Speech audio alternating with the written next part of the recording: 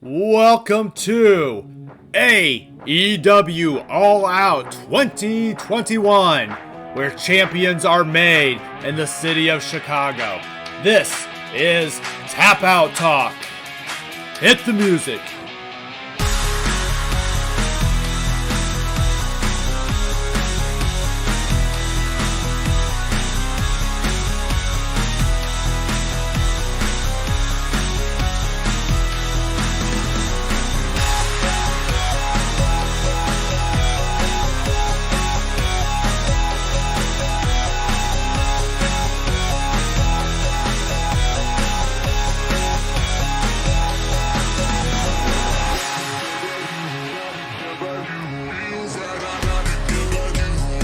I want to get right in.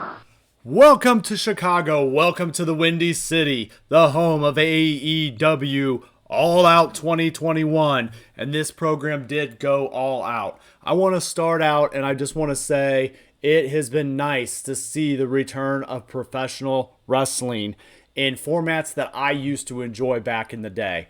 I had the privilege and the honor this evening to actually attend the event at my local movie theater, and we bought tickets and we had a audience in the crowd. So you're celebrating with like-minded people, you're listening to the chant, and you're cheering in the theater. And I just want to say thank you to two of my very close friends and also super fans of the professional wrestling product, Todd and James, who came out with me tonight. And we're going to make this a AEW event, and we're going to keep doing these kind of things just to kind of get connected. It's been crazy, right? We haven't seen this in wrestling in a long time.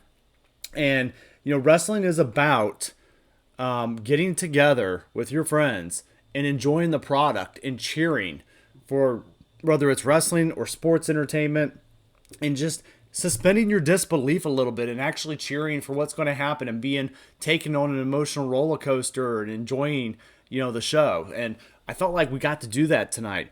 In the theater atmosphere, I remember there was two younger kids that walked up to us and they said, "Hey, is it okay to cheer tonight?" And I know James and Todd got a very big kick out of that. I know that was before Todd got there, but James was there. And I remember we both looked and we were like, "Oh yeah, you're getting a pass tonight. You can cheer as loud as you want." But I thought it was really polite that they asked for permission. And then of course I turned around and yelled at the row behind us and I said, "Hey, are you guys ready to cheer tonight? You guys ready to cheer for CM Punk? Are you guys ready to cheer for Darby Allin?" And the crowd kind of got into it a little bit. And so we got going, we got some chants going, and that is how wrestling should be meant to be produced. And I thoroughly enjoyed my movie theater experience tonight with the guys. So thank you to both James and Todd for coming out there and being a part of my Tap Out Talk experience and giving me something a little bit different to talk about here with AEW. And I think we're just going to keep doing this. And if you guys want to join us out there for one of these, just hit me up in the comments and, we can always kind of meet up out there. So let's get started in with our thoughts and results of the show.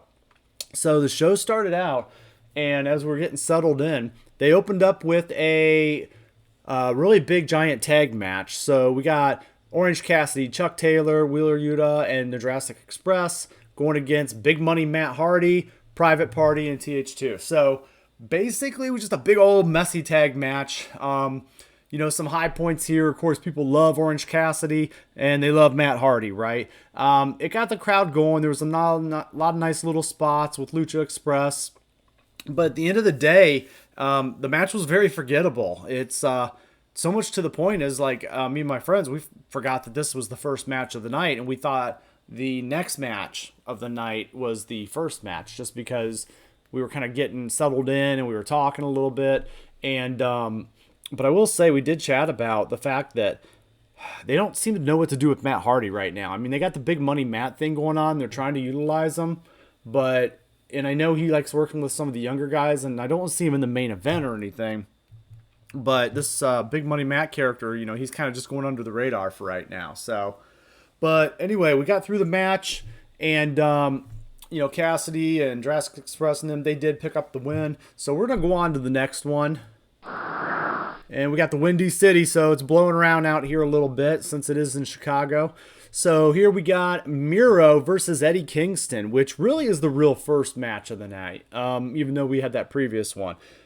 This match, as we were talking and we were going through it, and some of the, we were talking about some of the input of, and I leaned over to the guys and I said, yeah, hey, does Eddie Kingston do it for you? Like, you guys, because I personally, he doesn't do it for me. He's just not my cup of tea, right? And I'm like, ugh. And so he didn't do it for them either. They're not a big Eddie Kingston fans. And so we're trying to see what the appeal is of Eddie Kingston, because I know he's a big deal and I know he's known on the indies, and I'm trying to find out and gravitate myself to him. I've come up to the idea that he is a poor man's Kevin Owens mixed with a poor man's Savio Vega, which in a clever way, my buddy James made a comment. He goes, okay, his name's now Savio Owens. And so that's what we're going to start calling him. Eddie Kingston, a.k.a. Savio Owens. So now we have Miro, the former Rusev from the WWE, for the TNT Championship. So Rusev takes the win here, very much so. Eddie Kingston, again, should not be the face of the company. He's John Moxley's, kind of a corner guy. So, yeah, definitely Miro here. I was curious to see if Lana was going to show up tonight, because I believe her 90-day clause is now up with the WWE. And she tweeted something the other day about that, but that did not happen. So, no Lana yet here for Miro, and I guess, that's okay. He's doing just fine on his own. It's so glad to see him get back to his roots of what he should have been. And it's very interesting, because a lot of these guys that are in AEW starting to take it by storm now. These were supposed to be the next guys in line to become the big main events. And I feel like there's just a big miss in letting these guys go and achieve somewhere. But needless to say, Rusev's back on track, and he's looking like a monster, and he's got their secondary title. And he's going back to the setup with the signature move of the kick, the super kick, and then he slaps right on the game over, also known as the Acolyte, and Rusev for the pin in the 1-2-3 on Eddie King. Let's go to our next match. So I'd say this match here, while it was exciting, it was a good watch, but it wasn't anything really glorious. But it was nice in the next event of a guy of Kingston that can talk some trash, and then Rusev kind of dominating them. And I do like the change to the white belt that Rusev did, the change to his flag's color. So I did like that. Blowing in next, we have Jon Moxley going back to his Japan roots against Satoshi Kojima. And these guys, if you know anything about Mox, he loves his Japanese wrestling and his time over there. And he was one of their major champions for a very long time. And so he's held some belts over there. And I would say John tonight never disappoints. He's still a great AEW signing. I always like to joke around and call him Stone Cold John cosplay, but because I do feel like, he's Stone Cold Jon Moxley cosplay, and he kind of tends to have that vibe. But this was a good little match tonight between this Koji style and Moxley style. So we got a Koji Mox going on here. So basically, you get back and forth. There was a lot of out of the ring. They tried to go kind of all around. At the end of the day, and I will say this, Kojima looks really good for his age. He's been in the business for 30 years.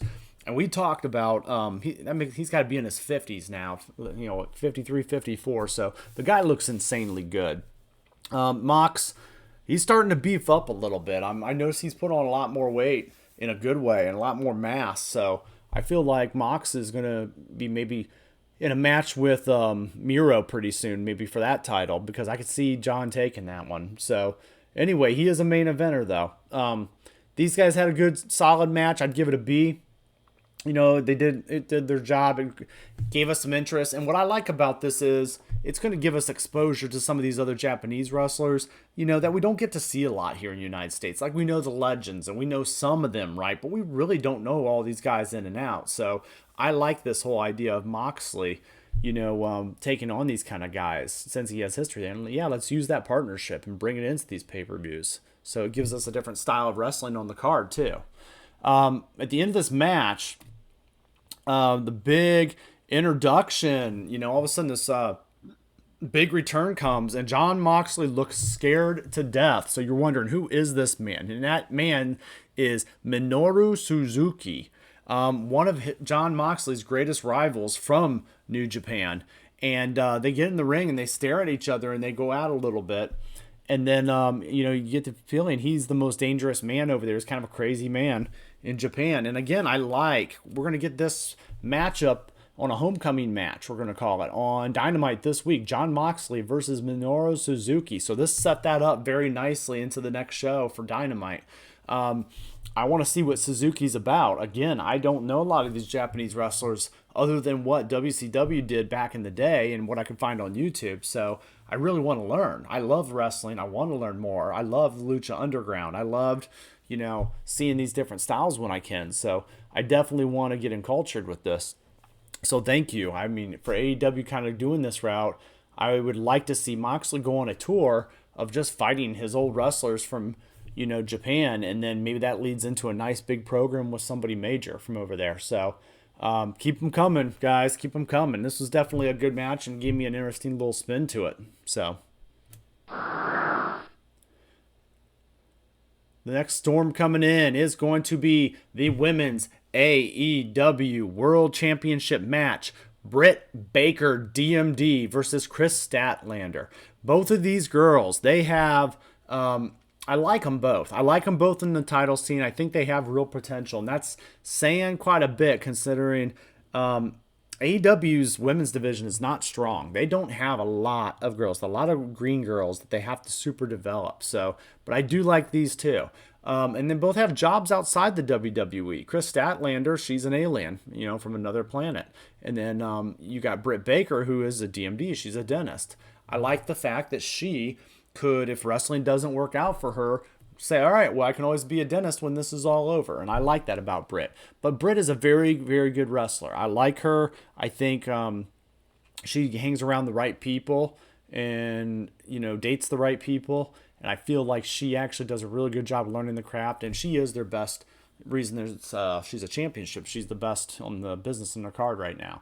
Chris Statlander, I mean, she could always go back to outer space and be an alien. Probably lives in Parts Unknown. That's probably where Parts Unknown is outer space. So, but yeah, these two had a match.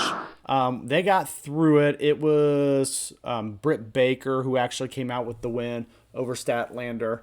Let's go to the next one here. So, coming up next, we've got a steel cage match. So, the first four matches of the night, while they were good and fun, there was just a downshift at the beginning of the night. And the first four matches, it just went a little slow for me. And we were talking about it, and we're like, man, there's got to have that match that's going to pick up, and it's going to make us want to see this show and talk about how amazing the show is. Well, time to shift gears. Nothing like a good old steel cage, tornado tag steel cage match with two amazing teams, the Young Bucks and the Lucha Brothers. So the Lucha Brothers were sang out to the ring. And then you had the Young Bucks coming out to their typical type arrogance walkouts to the ramp. And these two had, by far, in my opinion, the match of the evening. There were spots. It was a spot fest. There was matches. There was blood. There was weapons. I mean, there was just all kinds of stuff. At one point, one of the Young Bucks had a shoe thrown in, and the whole shoe at the bottom was laced with tacks, in which they were doing the super kicks on the Lucha Brothers' heads. And so just a good all-around match between two good tag teams that know each other so well. I've been a fan of these guys for a while. I met Matt and Nick Jackson back in TNA briefly. And then the Lucha Underground is where I got exposed to the Lucha Brothers when they were kind of on their own. But these guys had the best match. And what was beautiful about it is we went all the way through this very long, amazing match. And they had their own version of a super kick party, just kicking each other all around, all four guys in the team. Well, what was beautiful was they didn't even attempt to climb the cage until about the end of the match. And it was so nobody even kind of did any kind of top spot all the way to the end, and then we got it. And so they told such a great story with this, and I'm like, keep it coming. But at the end of the day, the result, the Lucha Brothers are your new AEW Tag Team Champions. And well-deserved. They went through the tournament. They went through the grind. The Young Bucks sat there on their behind, and they just kind of sat back and watched, right? So they caught them off guard tonight, guys. And now the Lucha Brothers, Lucha, not that Lucha, but still, the Lucha Brothers are actually the AEW Tag Team Championship. So they're starting to chisel away a little bit at the Elite and get some a legit title reign, which is well deserved. We'll see how the Young Bucks respond to this. But for right now, yeah, this is definitely going to be good for the division, having them in the championship match, and they've earned it every bit of way. So congrats to the Lucha Brothers. Next up, we have the Women's Casino Battle Royal. And in this match, the winner receives a shot at the AEW Women's World Championship, which we just found out was Britt Baker defending her title. So this is where I enjoy these matches. I like the whole wild card thing, and you come out at different clusters of whoever drew, like whatever card. And I love the Joker card concept. You're always going to get somebody you didn't expect. Well, tonight that Joker card definitely paid off. Now, in this match, when it went on, these girls, they wrestle, but I just look at them. You look at them on the screen right now. There's not a lot of known female wrestlers in this match. I mean, I could say on one hand how many of them I feel has potential. I feel Jade Cargill has potential. She has a look. She has a style. I also believe that Tay Conti has a decent ability. But they're running so light. There's just a lot of girls that I'm like, where did they get some of these girls at? So I was expecting a couple things tonight. I was expecting maybe a Tessa Blanchard that could come in and be the wild card. That would be pretty epic. Daughter of the legendary Four Horsemen, Tully Blanchard. But also, AEW did pretty good with their Joker card tonight, and they've got Ruby Soho. It's coming from the lands of WWE that they seem to be pilfering. So, formerly known as Ruby Riott, Ruby Soho makes her AEW debut, and what a debut it was. She came in the ring, and they took out Nyla Rose, and then she basically took out everyone else and then ended up winning this thing. So, yeah, Ruby Soho is all elite, and I'm happy to see her in there. This is the kind of talent that AEW needs in their women division. So now you got Britt Baker, you got Chris Statlander, you got some Ruby Soho.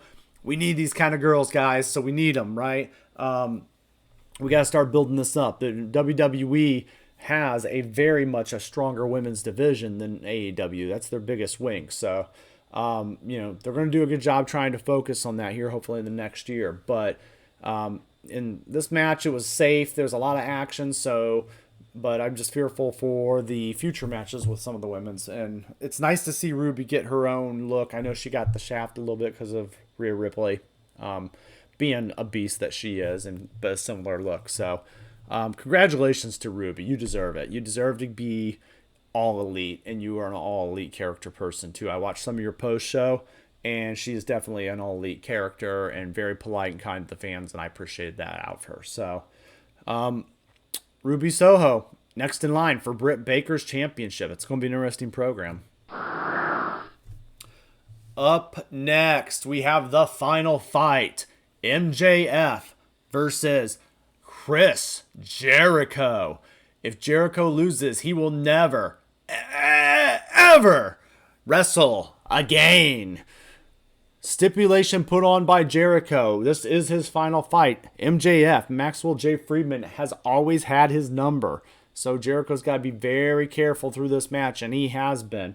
And now all of a sudden, they come out. It was a great start to the match when Jericho's coming out, and you think it's Jericho, and you get the old school Jericho countdown with the countdown, and then it counts all the way down to Chris Jericho's final match.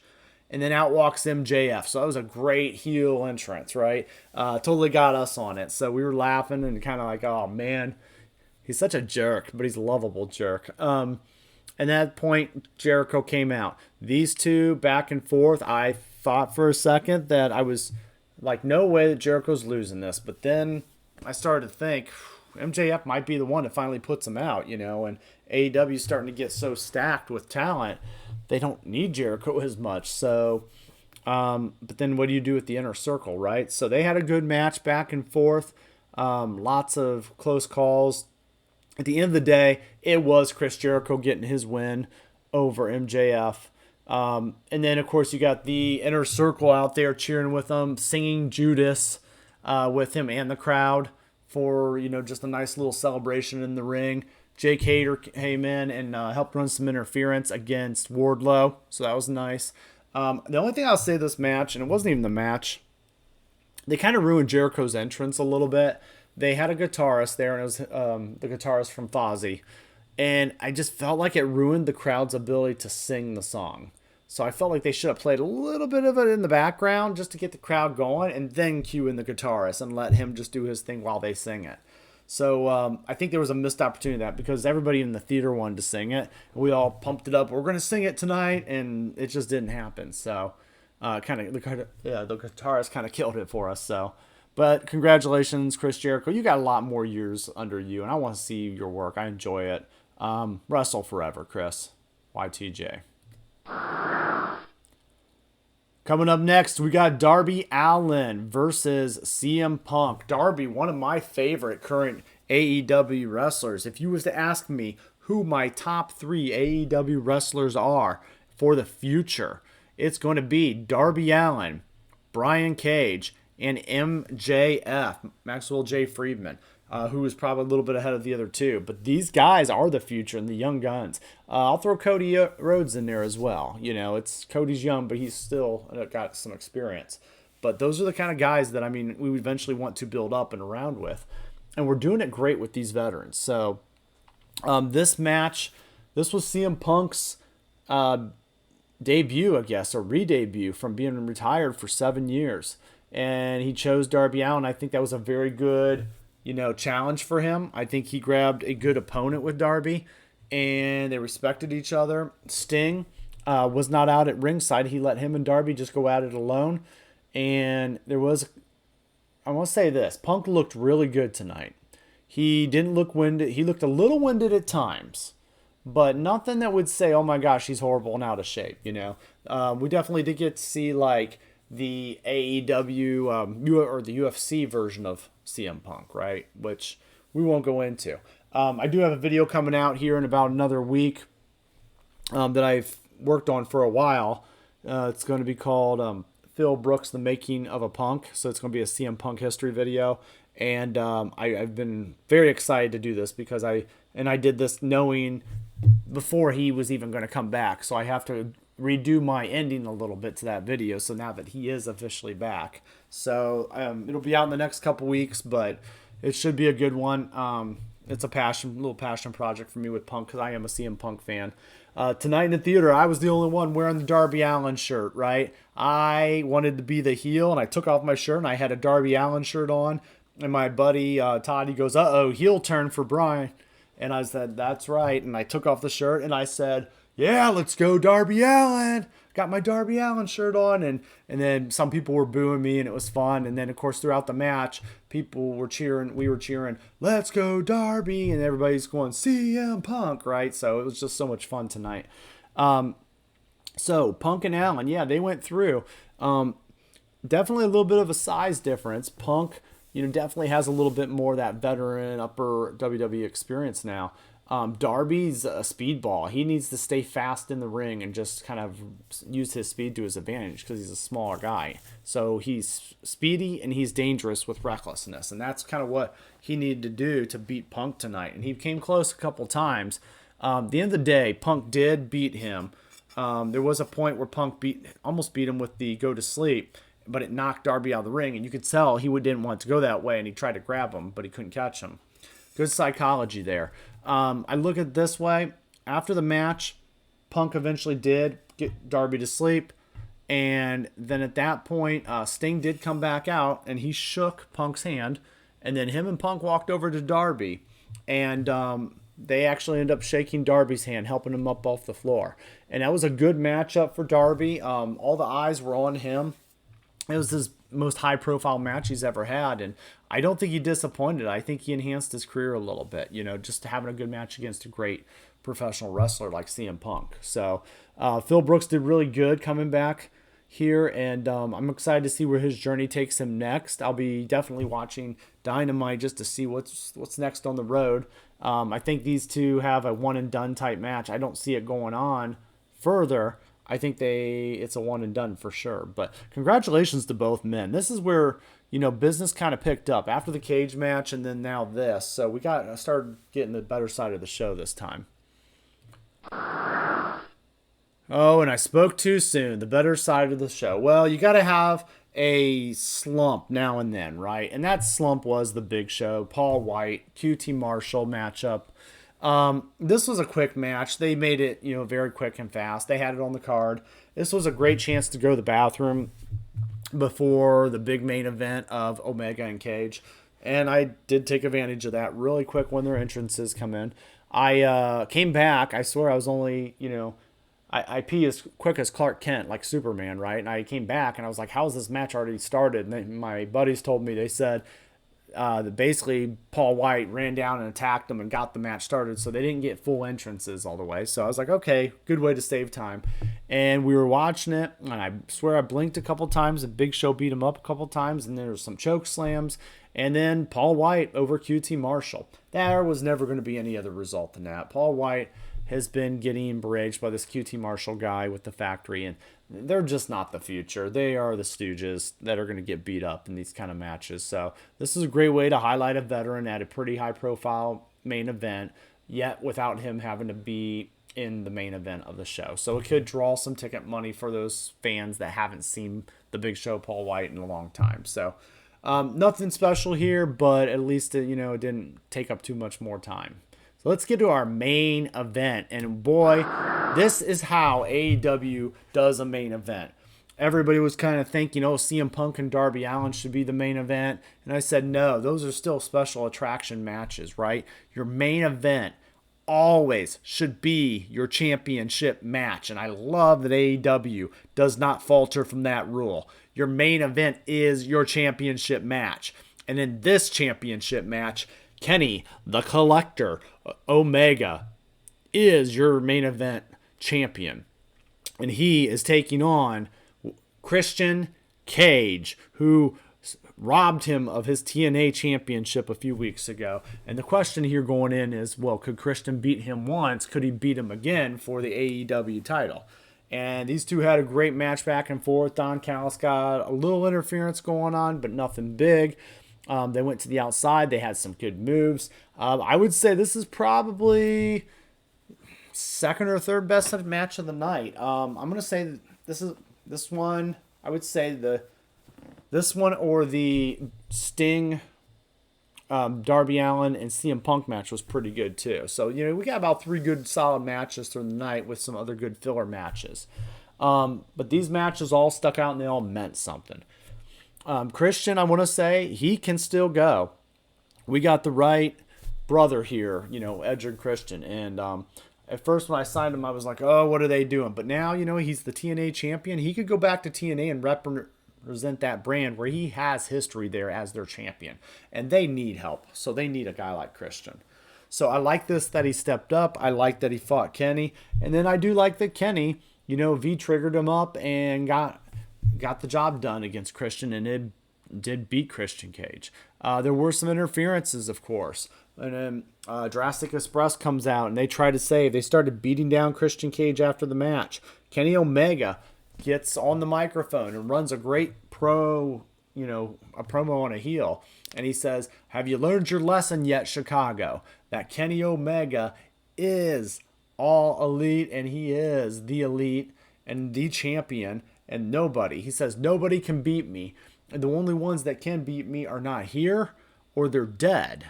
Okay, so that's true. And there's nobody here that can beat him or has ever beaten him. All of a sudden, we get, an attack from the Jurassic Express. They beat them down. They beat down Christian. And then at that point, out comes some music. And out comes Adam Cole, baby. And the crowd went nuts. And so that's right. Adam Cole comes walking out. All Elite, baby, on his shirt. And he is hitting some good music. Nobody expected Adam Cole. We were shocked. We were hoping for somebody else, but it just didn't happen. Adam Cole was your guy. And then, as he walks out, he gets in the ring, and he looks like he's about ready to square up with Kenny Omega, but he was part of the Elite, right? And then all of a sudden he attacks and he beats up on Christian Cage, right? And then stomps him in the ground. And then he hugs and kisses the Young Bucks, and they all hug, and they're like, and Kenny gets on the mic and goes, "Are you kidding me right now?" And he goes, "Did I do that? Uh-oh. Did I set that up?" And he goes, "Oh, you guys are forgetting. This guy's like one of my best friends." He's like, "Why would he not be with us?" And it's true. Adam Cole is all Elite, and he is with them, baby. So at that point, he's getting ready to, hey, I'm going to bid you I'm going to send the crowd home happy. I always like doing that, so I'm going to bid you goodbye, a further ado. And then all of a sudden, music hits again. Adam Cole, remember, is now all Elite. Great story there. We're happy in the theater with that. We're like, all right, I'll take Adam Cole. Apparently his clause is up, his 30-day clause that he had, so that's awesome. And then music hits one more time, and is none other than a harder version of Flight of the Valkyrie, and it turns into a hard rock music. And out comes in the most plain, basic white merch I've ever seen in my entire life. Okay, and I swear he's going to start selling those on their shop channel. But AEW now has Daniel Bryan, okay, or Bryan Danielson, the American Dragon, is now all Elite. He comes out. He runs out to the ring. Tons of yes chants throughout the whole crowd. Yes, yes, yes, yes, yes. Goes into the ring, and he joins the sides with Lucha Express and Christian, and then they attack the Elite and knock them all out, and has a few kicks in there, flips. And then, so you can see him kind of lined up across from the ramp in the ring. Yeah, I can see this going with Daniel Bryan versus Kenny Omega coming up. And probably going to have Adam Cole versus Christian. And then you're going to have probably Jurassic Express versus the Young Bucks. So I could see these matches lining up pretty well and coming down the line. So yeah, what did we learn tonight? We learned that Daniel Bryan, or Bryan Danielson, the American Dragon, is all Elite. This is huge for the company, okay? We've gotten CM Punk. We've gotten Daniel Bryan now. You've gotten Adam Cole. And don't forget about Ruby Riott, Ruby Soho. Okay? And then you got guys like Jon Moxley. And then you got guys like Miro and Darby Allin. And, who took on Punk and Sting. And you got so much talent to work with now. The needle has finally moved. The TV deals, the media, the money. You got the talent. Tony Khan is doing an amazing job in AEW with all these shock factors. And now he's going to use these shock factors as this is the defining moment. And he's going to use that to build momentum all the way through the next year. And this is his next year's matches. And I wouldn't be surprised to see other guys wanting to jump ship and join in. We'll talk about that another time. But AEW got it right tonight. The pay-per-view started out a little slow, showcasing some lower-end guys. But by the time that cage match showed up with Lucha Brothers and the Bucks, which, again, highlighted them in a high profile. And then you got slowly go up to the main card with all these just great twists and turns. Very good job, an amazing job at, making us think, okay, Adam Cole, we got Adam Cole, and that was it. And then all of a sudden, there's Daniel Bryan. That was just a nice 1-2 punch, right? So we forgive you, Tony Khan, for the whole Revolution ring issue, and then the Christian Cage signing being the big announcement. This is the big announcement. But you know what? Christian's a nice piece, but this is a big announcement. You guys did a really amazing job tonight. And for me personally, you brought wrestling back. To me as a fan, you brought it back so I can enjoy my product with my boys while we're cheering in the theater with a bunch of like-minded people that we just want to yell and have fun with. And that's what pro wrestling is. And there were surprises and things that you had an idea were going to happen, but you didn't really know. So you were truly appreciative when they did. So AEW got it done right tonight, and they did a really good job of giving me that old school feel that I just have such a connection to in my childhood. So I want to say thank you to AEW for putting this together. Thank you to the performers.